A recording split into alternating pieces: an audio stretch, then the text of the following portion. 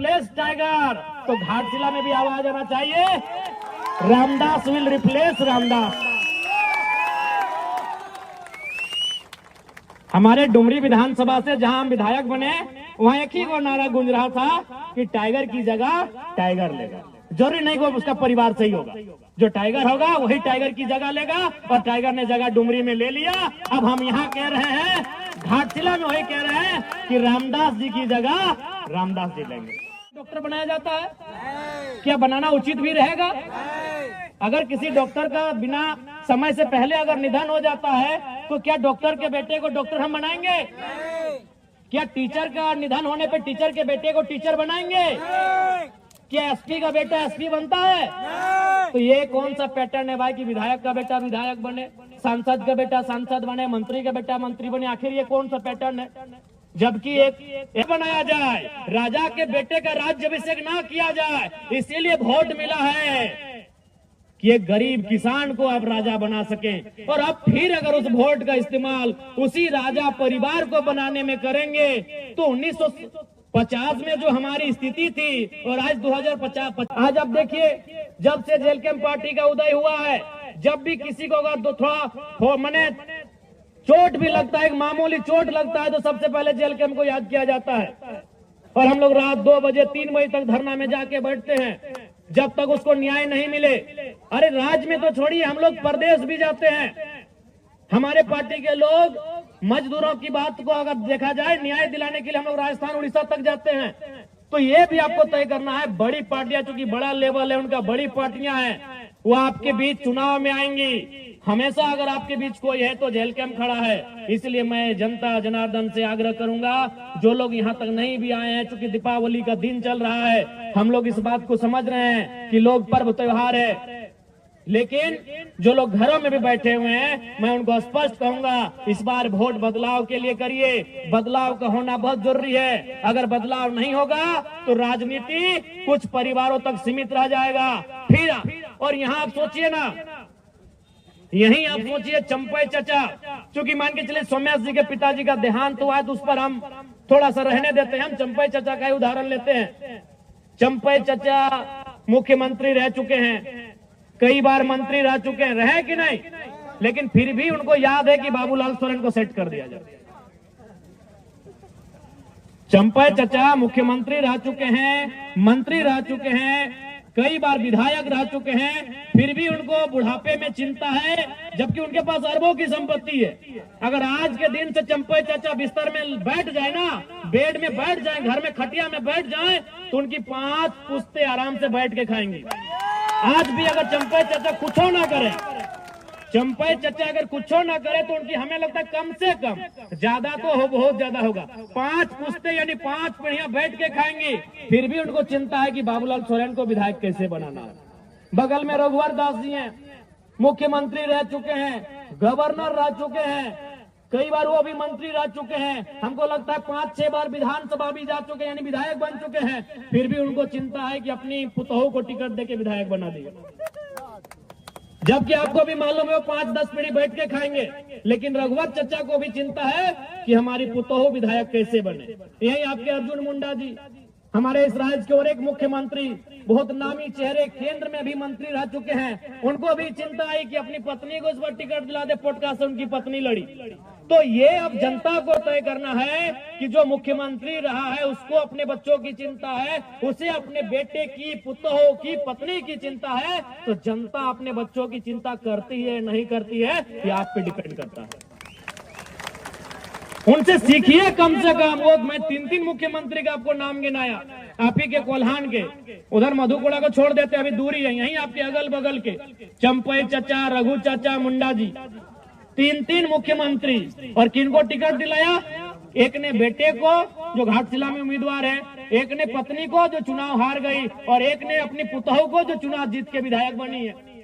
अरे जिनके पास अरबों की संपत्ति है, लाख और करोड़ तो छोड़िए, अरबों की, जिनकी संपत्ति अनुमानित अरबों की है, आज वे लोग चिंता कर रहे हैं मेरा बेटा कैसे विधायक बने, मेरी बहू कैसे विधायक बने, मेरी पत्नी कैसे विधायक बने। तो आज जनता को भी सोचना होगा कि जनता की आवाज कौन बनेगा, जनता के लिए लड़ेगा कौन, जनता के बच्चों के भविष्य की आवाज कौन बनेगा, उनके शिक्षा, स्वास्थ्य, रोजगार पे बात कौन करेगा, उसके लिए उनको वोट करना है, ये जनता को समझना होगा।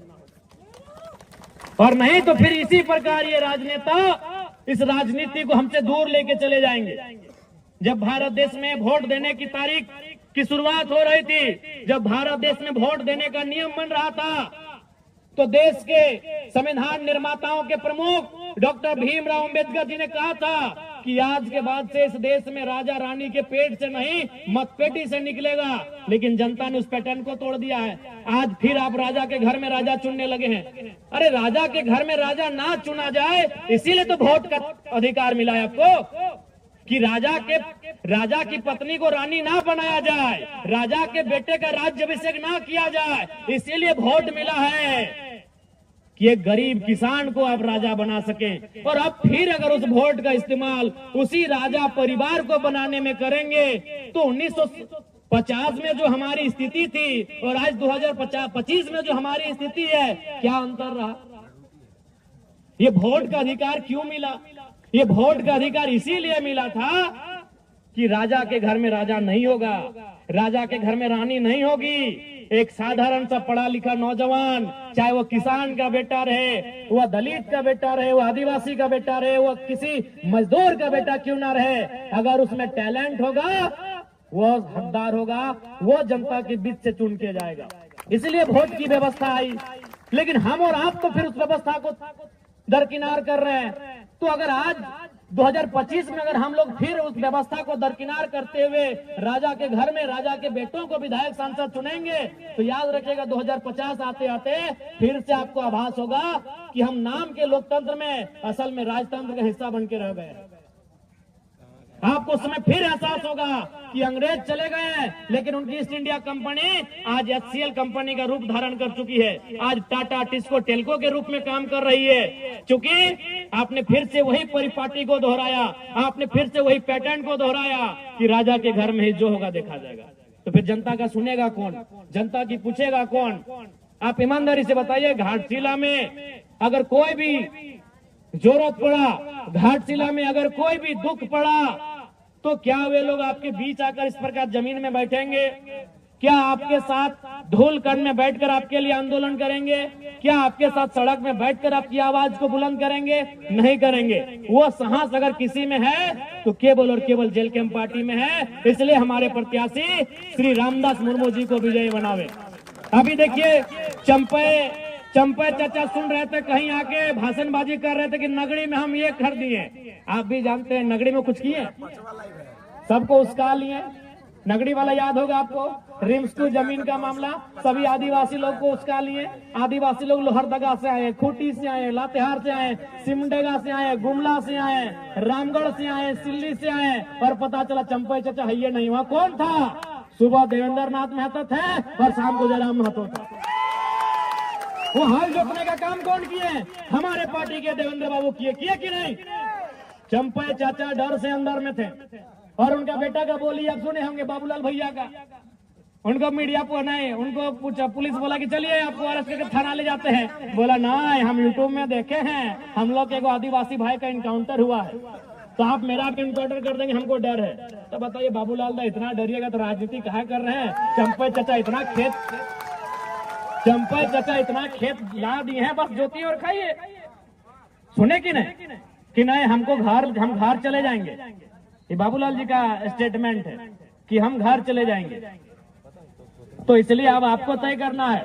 और देखिए, जहां तक पूर्व मंत्री जी का बात है, उनको तो मैं पहले श्रद्धांजलि अर्पित करता हूं। रामदास बाबू नहीं रहे हमारे बीच। उसी समय दिसम गुरु शिबू सोरेन का भी देहांत हुआ, निधन हुआ। निसंदेह उनके निधन होने से, उनके दुनिया से चले जाने से राज्य की जनता मर्माहत है, राज्य की जनता में दुख है। लेकिन ये जरूरी नहीं है कि उनके घर से जो आएगा विधायक बनने के लिए वही उस राज्य को चलाएगा या फिर वही उनकी तरह काम करेगा। यहाँ सिंपल है। आपको याद होगा जब हमारे ही डुमरी विधानसभा में जगन्नाथ बाबू नहीं रहे तो वहां एक स्लोगन आया कि टाइगर विल रिप्लेस टाइगर। क्योंकि जगन्नाथ बाबू को भी वहां टाइगर कहा जाता था। सुने आज उनके पिताजी का भी निधन हुआ, उनको भी हम श्रद्धांजलि अर्पित करते हैं।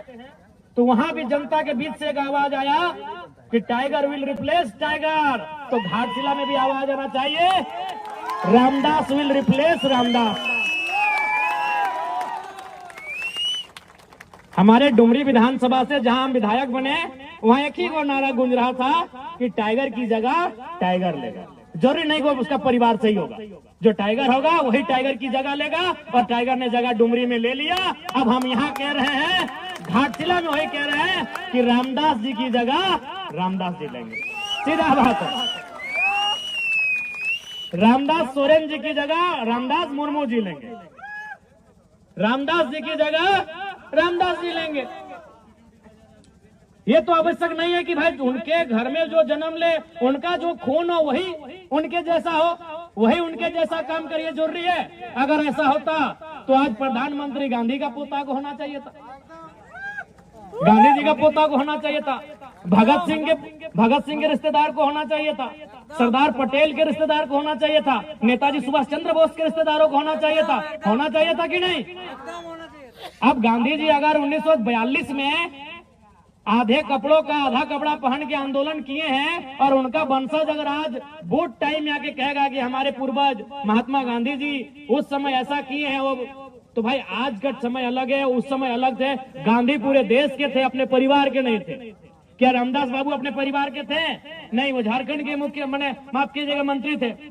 रामदास बाबू जब झारखंड के मंत्री थे तो झारखंड का कोई बेटा उनकी जगह लेगा, उनका ही परिवार क्यों लेगा? और हमको आज तक समझ में नहीं आया भाई ये सहानुभूति क्या है, इस सहानुभूति राजनीति में क्यों? आप ही बताइए, क्या अगर कोई किसी डॉक्टर का निधन हो जाए तो क्या डॉक्टर के बेटे को डॉक्टर बनाया जाता है? क्या बनाना उचित भी रहेगा? अगर किसी डॉक्टर का बिना समय से पहले अगर निधन हो जाता है तो क्या डॉक्टर के बेटे को डॉक्टर हम बनाएंगे? क्या टीचर का निधन होने पे टीचर के बेटे को टीचर बनाएंगे? क्या एसपी का बेटा एसपी बनता है? तो ये कौन सा पैटर्न है भाई कि विधायक का बेटा विधायक बने, सांसद का बेटा सांसद बने, मंत्री का बेटा मंत्री बने? आखिर ये कौन सा पैटर्न है? जबकि एक एसपी से महत्वपूर्ण एक एमएलए होता है, एक डॉक्टर से महत्वपूर्ण एक एमएलए होता है, एक टीचर से महत्वपूर्ण एक एमएलए होता है, क्योंकि डॉक्टर, टीचर और एसपी का फैसला करने वाला एक एमएलए होता है। वो विधायिका का अंग होता है, वो सरकार का अंग होता है। वो फैसला करेगा कि आपके स्कूल में टीचर कितने होंगे, वो फैसला करेगा कि आपके जो हॉस्पिटल उसमें दवा का दाम क्या होगा, वो फैसला करेगा कि आपका यहाँ आईएएस का कौन यहाँ नया तबादला हो के आएगा। तो जो फैसला करता है, जो नियम बनाता है, जो इस राज्य को चलाता है, वहां सहानुभूति क्यों? हम सहानुभूति रखते हैं? जिन्होंने अपने परिवार में किसी को खोया है हम सहानुभूति रखते हैं। सहानुभूति का मतलब उसके दुख में खड़ा होना, सहानुभूति का मतलब होता है उस परिवार के दुख में खड़ा होना। हम लोग दुख में खड़े हैं, अगर उस परिवार को कुछ घटेगा हम लोग देंगे। विधायक बना देना ये कौन सा सहानुभूति है भाई? जब हम डॉक्टर के निधन पे डॉक्टर के बेटे को रिप्लेस नहीं करते हैं, जब वकील के निधन पर वकील के बेटे को वकील बना के रिप्लेस नहीं करते हैं, तो आखिर देश में ये सहानुभूति कब तक चले? इसलिए जो मंत्री जी नहीं है, हम लोग पुनः श्रद्धांजलि भी देंगे और सहानुभूति रखेंगे परिवार के प्रति, लेकिन उनको जो रिप्लेस करेगा, उनकी जगह जो जाएगा, ये बिल्कुल भी जरूरी नहीं है कि उनका अपना घर से संबंधित हो, उनके ब्लड से संबंधित हो, उस क्षेत्र का कोई ऐसा युवा जो पढ़ा लिखा हो उनकी जगह जाए और झारखंड की आवाज को, घाटशिला की आवाज को, घाटशिला के माओ बहनों की आवाज को, घाटशिला के बुजुर्गों की आवाज को, घाटशिला के नौजवानों, किसानों, छात्रों की आवाज को विधानसभा में प्रेजेंट करे। कोई वहां जिद कर जाए, कोई वहां जिद कर जाए। इसलिए इस बार घाटशिला के उपचुनाव में रामदास